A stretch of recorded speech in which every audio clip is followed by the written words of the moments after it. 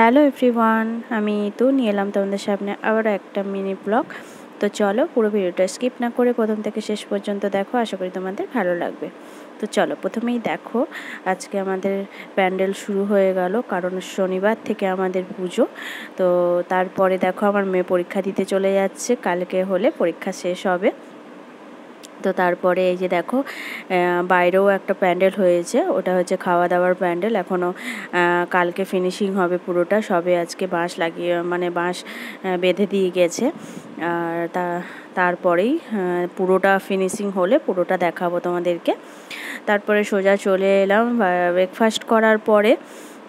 তো একটুখানি দই লস্যি খেতে ইচ্ছা করছিলো, তো ফ্রিজে ছিল একটা পেঁপে আর একটা কলা ছিল, তো ভাবছিলাম এটাকে একটুখানি দই লস্যিতে দিয়ে খাবো। তো দই কিনে এনে দেখো এখানে গ্রাইন্ডারে প্রথমে চিনি, নুন, হালকা একটুখানি এসব নুন দিয়েছি আর চিনি দিয়েছি আর বরফের টুকরো পরে দেব।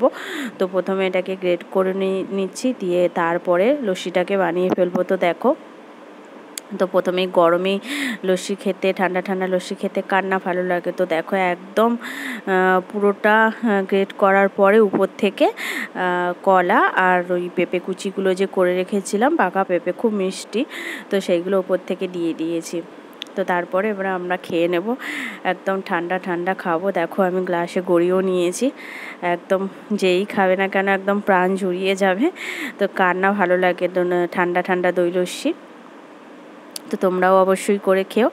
তো দেখো তারপরে সোজা চলে এলাম একদম রান্নাঘরে। এদিকে দেখো ভাত ফুটেও গেছে, আর আজকে কি করব আজকে সেটা দেখাচ্ছি।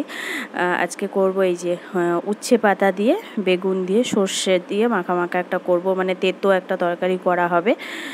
তো দেখো গাছ থেকে এখানে উচ্ছে পাতা তুলে নিয়ে এসেছি, একদম নরম পাতাগুলো তুলে নিয়ে এসেছি, বেশি দেবো না, 4টা পাতা তুলে নিয়ে এসেছি। আর এদিকে ডিম সিদ্ধ করে রেখে দিয়েছি এখানে।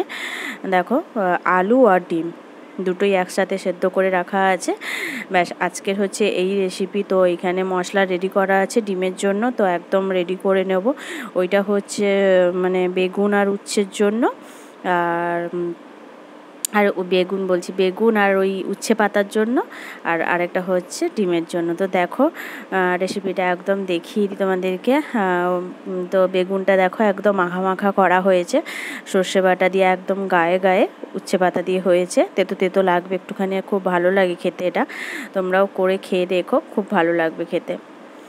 আর তারপরে দেখো এখানে ডিমের ঝোল এখনও ফুটছে, মানে সব কিছুটাই সেদ্ধ করা আছে, শুধু মশলা কষিয়ে মানে অল্প জল দিয়ে একটু কষা কষা করা হয়েছে।